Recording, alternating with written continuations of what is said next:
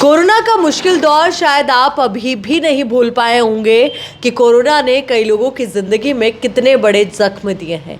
कई लोग आज भी उनसे उभर नहीं पा रहे हैं, या कहें तो कईयों ने अपनों को ऐसा खोया है कि आज भी जब उन दिनों को याद करते हैं, लॉकडाउन वाली वो यादें याद करते हैं, तो वो सिहर उठते हैं। पर अब देश में एक बार फिर से लॉकडाउन की आहट आने लगी है। राजेंद्र, क्या लगता है, क्या वाकई में वापस से लॉकडाउन होगा?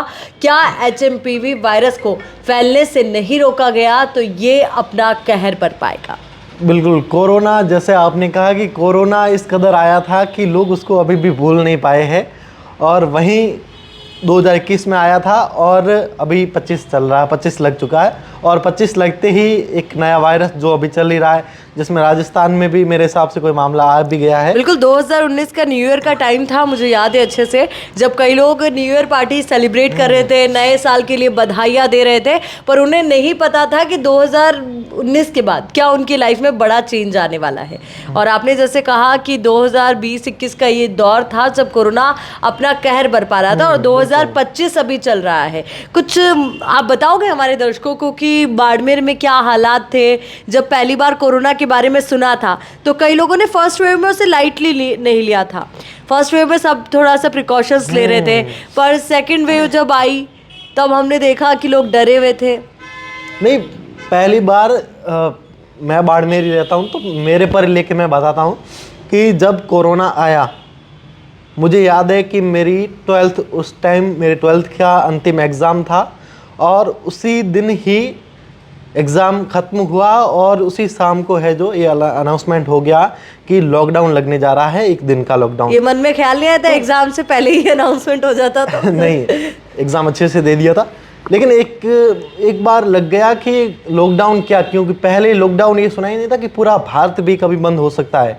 हाँ, ये बात बिल्कुल सही कही आपने कि मतलब हम सिर्फ ये शायद अपने सपनों में सोचते होंगे कि समय रुक जाएगा, हम वहीं के वहीं ठहर जाएंगे, पर ये हम सब ने दौर देखा है, अपने आप को खुद ही ने घरों में कैद किया है। मतलब कितने महीने महीने लोग अपने घरों में ही बंद रहे। लोगों ने सोचा कि अब मतलब ऐसा ही चलेगा। लोग हकीकत कहें तो मानसिक रूप से परेशान हो चुके थे कि अब क्या ज़िंदगी हो गई है।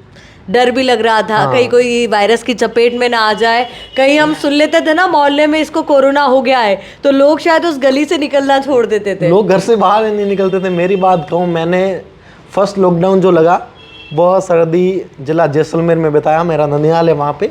तो मुझे याद है हम 10-10 दिन घर में ही रहते थे, घर से बाहर तक नहीं निकलते थे। उस दिन कुछ दिक्कत हुई राशन वगैरह की या कुछ? मतलब देखो, खूब लोगों ने खूब अभियान भी चलाए थे लोगों तक खाना पहुंचाने के लिए। और फर्स्ट लॉकडाउन में तो ऐसा कुछ नहीं रहा। जब सेकंड लगा ना, तब लोगों को इसकी खूब समझाया ही, खाने के लिए, राशन पानी लाने के लिए। बिल्कुल, कई लोगों की नौकरियां छूट गई, कई लोगों के जो बिजनेसेस थे वो एकदम से बंद हो गए। कुछ ऐसी स्थितियां भी हमने देखी, क्योंकि पहला अगर लॉकडाउन आप देखेंगे तो लोगों ने एहतियात ज़्यादा बरते, लोगों ने अपने आप को घरों में कैद रखा, उसका फ़ायदा भी उन्हें मिला।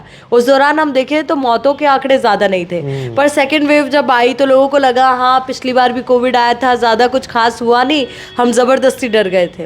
पर उसके बाद जब सेकेंड वेव आती, हम देखते कितने लोग ऑक्सीजन की कमी की वजह से जूझ रहे होते, इधर उधर अस्पतालों में दर दर भटक रहे होते, ना बेड मिलते, ना ऑक्सीजन सिलेंडर मिलते, और जो वहाँ पर वैक्सीन्स दी जा रही थी जो उससे बचाती कोरोना से, क्योंकि तब तक वैक्सीन की खोज नहीं हुई थी।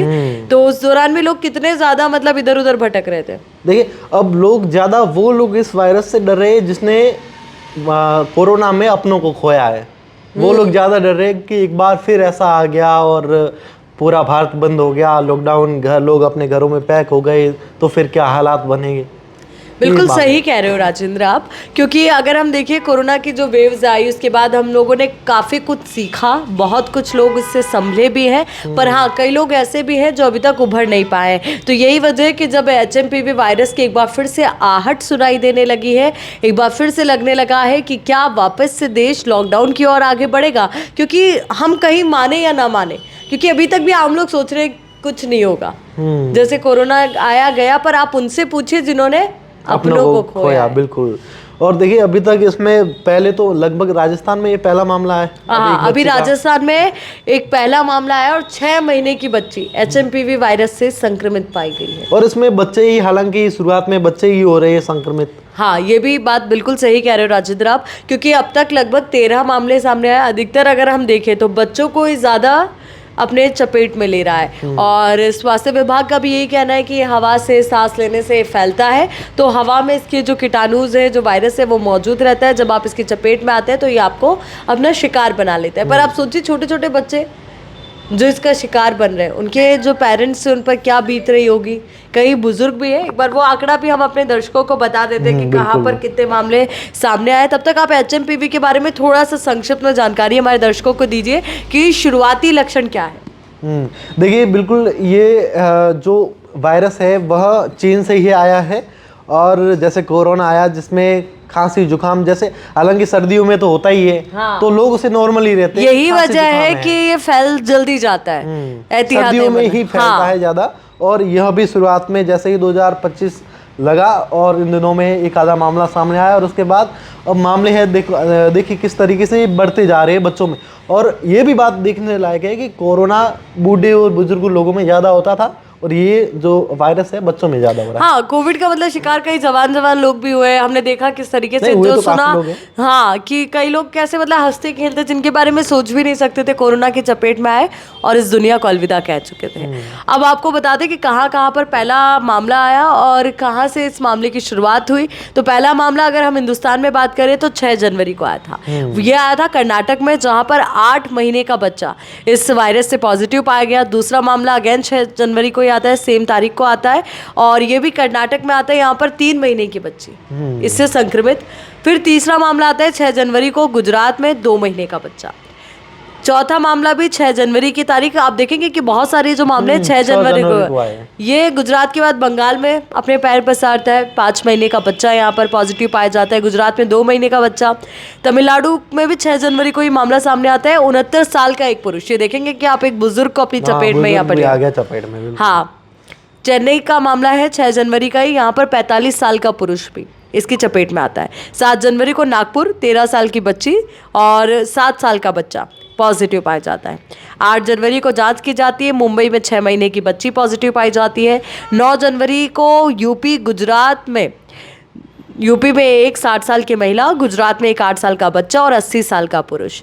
10 जनवरी को राजस्थान में 6 महीने की बच्ची। यानी कि कह सकते हैं जो एज ग्रुप हम देखें, या तो कुछ बहुत ज्यादा बुजुर्ग है या कोई बहुत छोटे बच्चे हैं जो कुछ महीनों के ही हैं अभी तो फिलहाल। तो यानी कि जिनकी इम्यूनिटी शायद कम है, ये उनको अपनी चपेट में ज्यादा ले रहा है। लगातार आप देख रहे, आपने जैसे कहा कि पहला 6 जनवरी को मामला सामने आया, 6 जनवरी को काफी मामले सामने आए, तो ये धीरे धीरे बढ़ता ही जा रहा है। हाँ, जैसे जैसे जांच रिपोर्ट सामने आ रही है, हाँ, 13 मामले अब तक सामने आ गए। तो अभी क्या है, हमें डरना नहीं है, पर हाँ हमें संभलना जरूर है। खासतौर पर हमें ध्यान रखना है कि हम अगर जुकाम है हमें, तो किसी और का रुमाल इस्तेमाल मत कीजिए। टिश्यू पेपर अगर आपने एक बार इस्तेमाल कर दिया है तो उसे सही तरीके से डिस्पोज कीजिए, उसे सही डस्टबिन में फेंकिए।